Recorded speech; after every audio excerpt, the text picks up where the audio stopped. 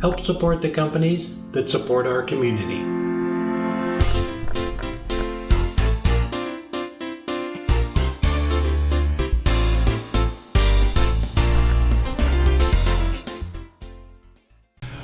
All right, don't pick on me too much. I have had this bandsaw for, probably at least 15 years, and the guides on it needed to be changed, I would say probably 10 years ago.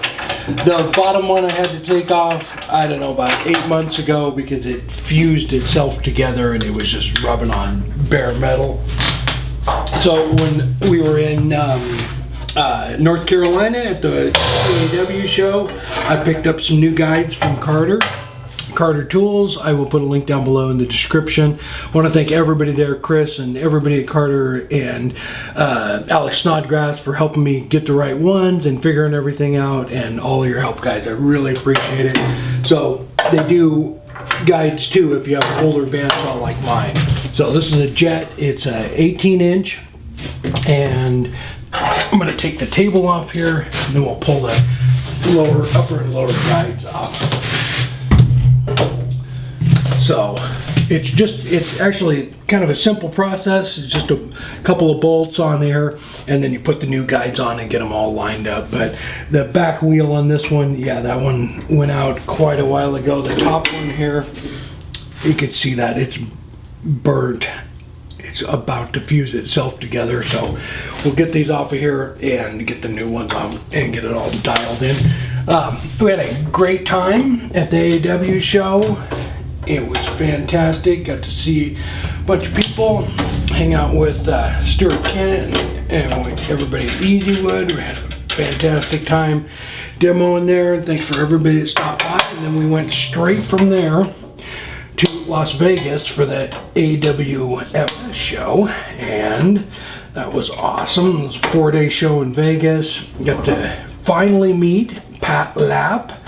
Love you, buddy. We had a great time hanging out with him, and again we were at the Easywood booth demoing with them. And, yeah, nice to see everybody stop by. Oh, apparently that is part of it, right?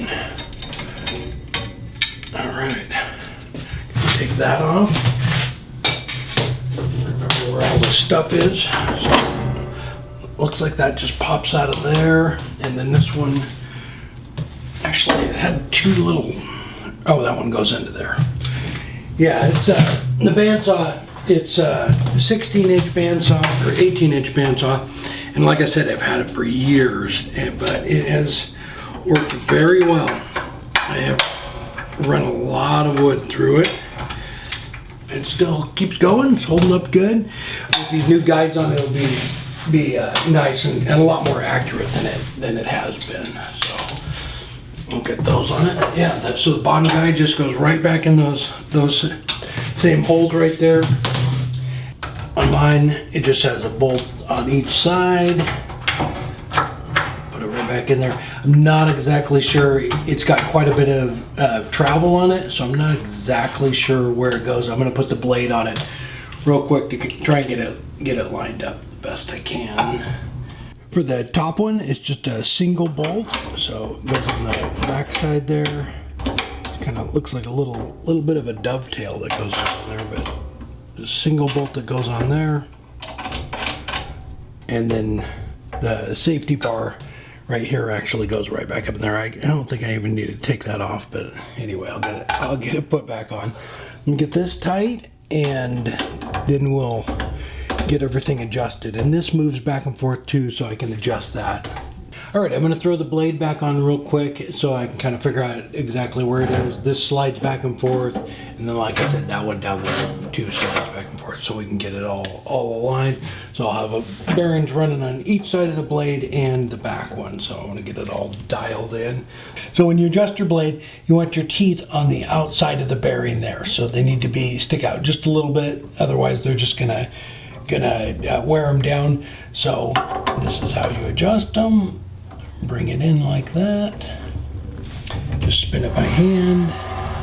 So same thing with this one. I just pulled this one out to bring it out to the outside, and I did the same thing on the bottom. So, I got the table back on, just use a little magnetic level here. I don't need to get real precise. I just do mostly re-sign on this, but if you want to, you know, get really precise for re-signless stuff like veneer, I will put a link down below to Carter Products. They have some videos on how to do that and how to set all that up. They have some guides that go up against the blade, but for me, as long as I get it really close, it's good enough. This wasn't the original video I was going to do this week. I'm working on a basket illusion Taurus, and it's a little bit more of a challenge than I thought it was going to be. So first off, I picked the wrong wood. We will get this done, but if you're gonna do basket illusion, pick a nice solid wood. This one had some punky spots in it and it kind of messed it all up, but I'm still working on it. So I got all the lines burned in it, but it's a little more challenging than I thought it was gonna be, and I haven't figured out how to do that inside lip there. We were playing around and I was messing around with like a little wave pattern, and then I thought, how about do a donut? Taurus is just this fancy word for donut, but I think it's gonna look really cool. If I can figure out a cool pattern to do with it, I think it'll look awesome. But it's yeah, we'll get it all figured out. Again, had a fantastic time at the AAW, hanging out with Roper and Glenn and Stuart and the whole Easy Wood gang.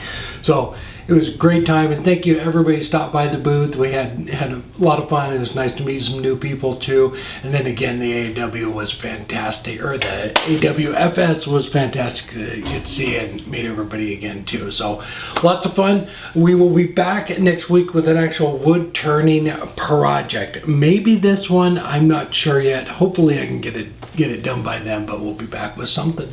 If you haven't yet, please hit the subscribe button and smash the bell, and you'll be notified every time we have a new video. Till next time, take care.